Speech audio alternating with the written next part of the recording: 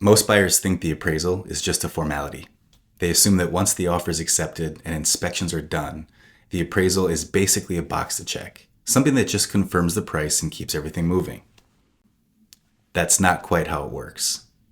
And when buyers misunderstand this part of the process, it's usually the moment when confidence drops and stress spikes, even if everything felt smooth just a few days earlier. So today I want to slow things down and talk through what appraisals actually are, why they surprise so many buyers in Milwaukee, and how to think about them in a way that keeps you grounded instead of reactive. Because the appraisal isn't about approval or rejection, it's about value. And value isn't always as simple as people expect. Hey, what's up, guys? If this is your first time here, my name is John Rosick with eXp Realty. I'm a realtor here in the Milwaukee area, and this video series is all about helping buyers understand what the home buying process actually looks like, not just on paper, but in real life. Over the last few weeks, I've been walking through parts of the process that tend to catch buyers off guard, how budgeting really works, why inspections are often misunderstood, and today, how appraisals actually fit into all of this. This isn't meant to be technical or overwhelming. My goal is to give you context so when you get to this step, you don't feel surprised or pressured into decisions that don't feel right.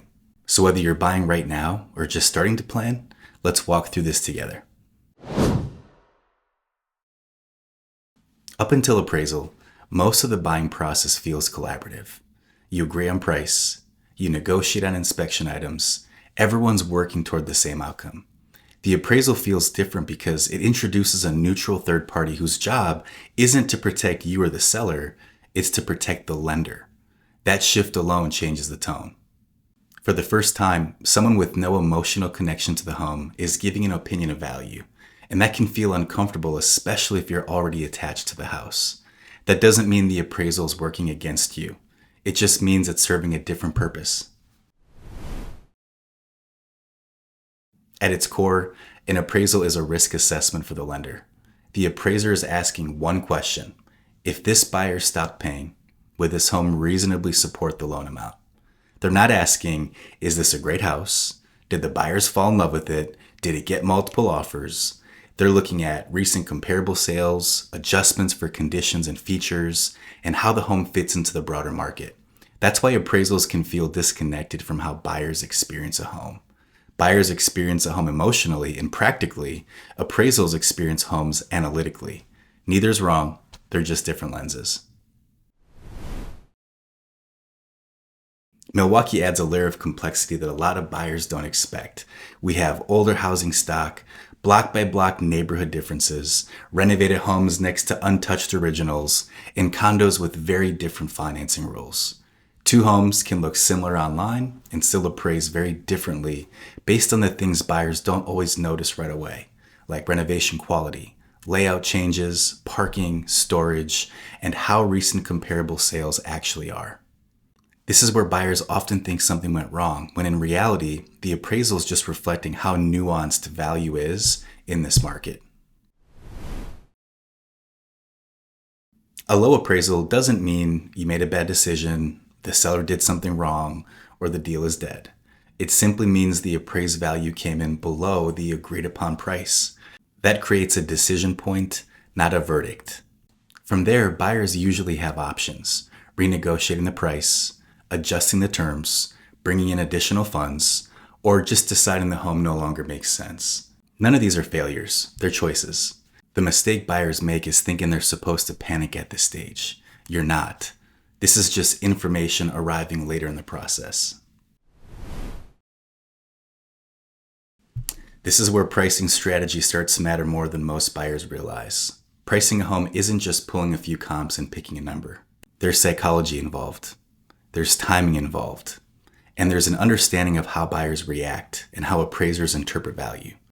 There's a certification called Pricing Strategy Advisor that focuses specifically on how pricing, buyer behavior, and valuation interact.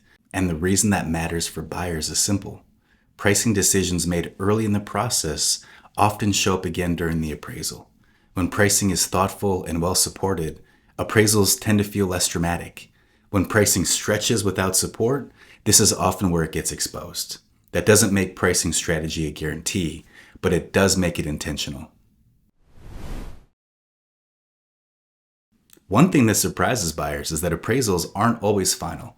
There's a process to review an appraisal if there's a reason to believe that something meaningful was missed. But this part is important. Challenging an appraisal only works when there's a legitimate pricing argument behind it. It's not emotional, it's not confrontational, it's about data. It's about whether comparable sales were overlooked or misapplied, and whether the pricing strategy actually supports a different value. This is also why what happens before a home hits the market can affect what happens after the appraisal comes back. That matters on the buying side and on the selling side too.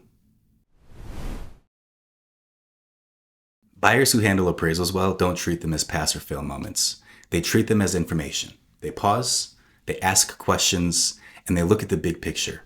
Does this still make sense long term? Are we comfortable with the options in front of us? Does this align with our plans? That mindset keeps decisions clear, even when the numbers aren't exactly what you hope for.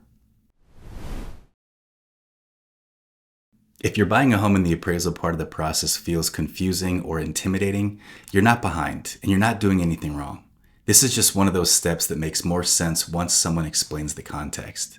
If you ever want help understanding an appraisal, talking through your options, or hey, just getting a second opinion on what a number really means for your situation, feel free to start up the conversation with a quick text or call. No pressure, just a conversation to help you think it through. Thank you for watching, and whatever move you make next, make sure it's a smart one. I'll see you next week.